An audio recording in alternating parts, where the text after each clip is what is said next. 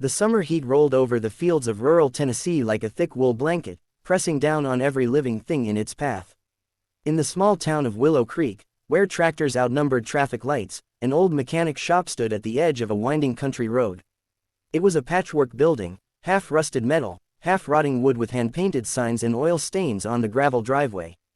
It wasn't much, but for 8-year-old Emily Ray, it was everything. Emily was not your typical little girl. While others played house or dressed dolls, Emily was busy rebuilding the engine of a busted chainsaw or helping her grandpa align the rotors on a pickup truck. Her fingers were often stained with grease, and her wild blonde hair was usually tied back in a messy braid. She was quick with her hands and quicker with her mind, an old soul with the instincts of a born mechanic. That day, as the Ceases hummed and her grandfather napped in the shade, Emily was working on a busted lawn mower when she heard the unfamiliar sound of a luxury engine sputtering. It coughed, gasped, then died just a few feet from the edge of the shop's driveway. She wiped her forehead with the back of her hand and looked up to see a sleek black Bentley coasting to a silent stop. The sight of it alone turned heads. Nobody in Willow Creek drove anything that shiny unless they were lost. Out of the driver's side stepped a tall man in a crisp gray suit, clearly out of place among the dust and gravel. His polished shoes crunched against the rocks as he slammed the door shut, frustration visible in every step.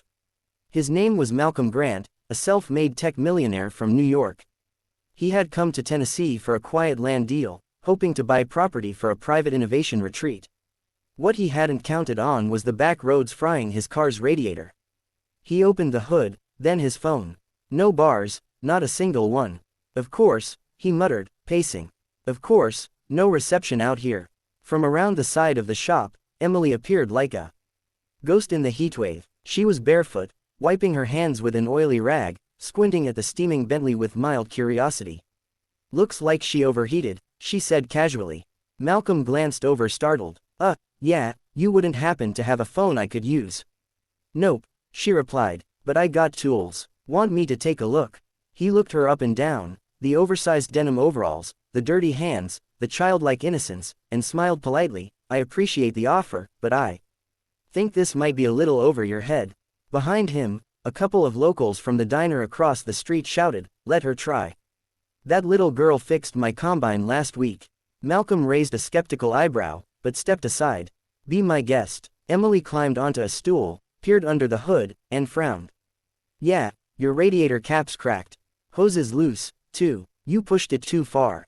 Malcolm blinked. You're sure? She didn't respond. Instead, she disappeared into the shop, rummaged through a drawer, and came back with duct tape, a hose clamp, and a pair of pliers. With a focus far beyond her years, she tightened connections, patched the crack, and refilled the coolant from a jug her grandpa kept in the fridge next to the iced tea. 10 minutes later, she looked up and said, try it now. Malcolm hesitated, turned the key, and the Bentley roared to life like nothing had ever gone wrong. The silence that followed was deafening. Everyone watching, including Malcolm, was stunned. You've got to be kidding me, he whispered, stepping out. How did you know how to do that? She gave a half smile. My grandpa says engines talk. You just got to listen. Malcolm knelt down, suddenly seeing not just a dirty kid, but something far more rare. A mind built for brilliance. What's your name? Emily. Emily, he repeated. How would you like a chance to build something bigger than lawnmowers? She tilted her head. You mean like cars? No, I mean like robots, satellites, anything you want. She stared at him. Are you serious? Completely. And just like that, a girl who had never left her small town was handed the keys to a future she hadn't even dared to imagine. Emily sat in the backseat of the Bentley, her fingers nervously gripping the seat belt as the trees of Tennessee blurred into buildings and highways. She had never been farther than the county fair. Now she was headed to New York City, escorted by Malcolm Grant himself. Her grandfather had given his blessing, shaking Malcolm's hand with pride and a few tears. You take care of my girl, he said. She's got magic in her hands. The city was unlike anything Emily had imagined. The noise, the lights, the sheer number of people, it overwhelmed her. But Malcolm had made arrangements. She would stay in a guest house on his estate in Westchester, just outside the city. It was safe, quiet, and came with its own garage, which Malcolm had filled with tools and equipment most engineers only dreamed of. You'll have private tutors, he explained, experts in math, physics, robotics. Anything you want to learn, we'll bring it to you. At first, Emily was shy. The lessons were hard. The tutors spoke in long words she didn't always understand. But slowly, with determination and that same hands-on grit she'd shown back in Tennessee, when Emily began to thrive. By the time she was 10, she could build a drone from scratch. By 12, she was designing custom engine components Malcolm's own engineers asked to use. Word spread about the quiet genius he had discovered. But Malcolm never took credit. He simply watched proud and amazed as the little girl with grease-stained hands became a prodigy. One afternoon, while working on a prototype for a new self-cooling engine, Emily glanced at Malcolm with a frown. "Why me?" she asked. He smiled. "Because I've worked with hundreds of smart people. But you see the world differently. You fix things not just with logic, but with instinct. That can't be taught." As the years passed, Emily's bond with Malcolm grew deeper. He became the father she never had. She, the daughter he never expected. She would spend hours in his office, learning not just science, but leadership, how to think big, how to lead teams, how to stay grounded. But not everyone was thrilled with her presence.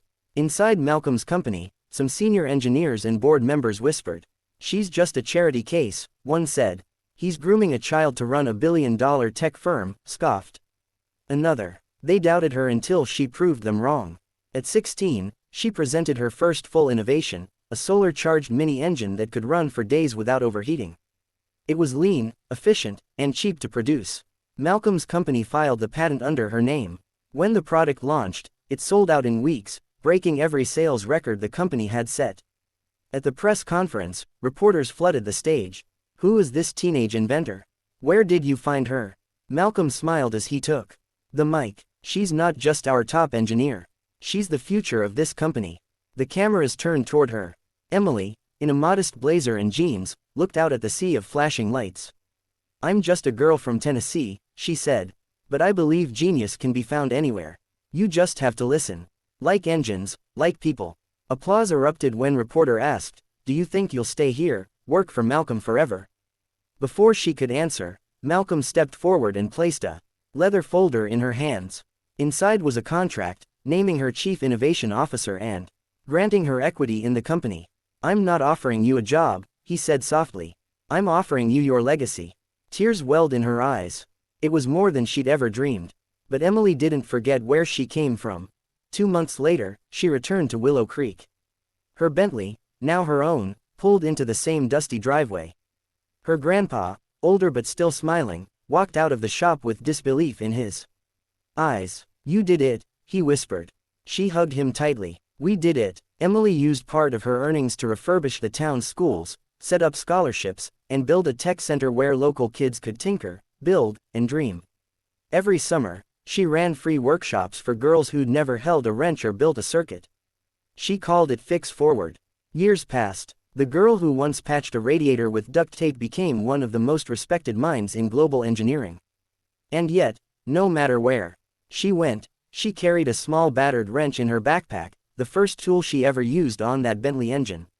It reminded her of who she was, of where she came from, of the day everything changed because someone believed in her before the world did. And she never forgot to do the same for others.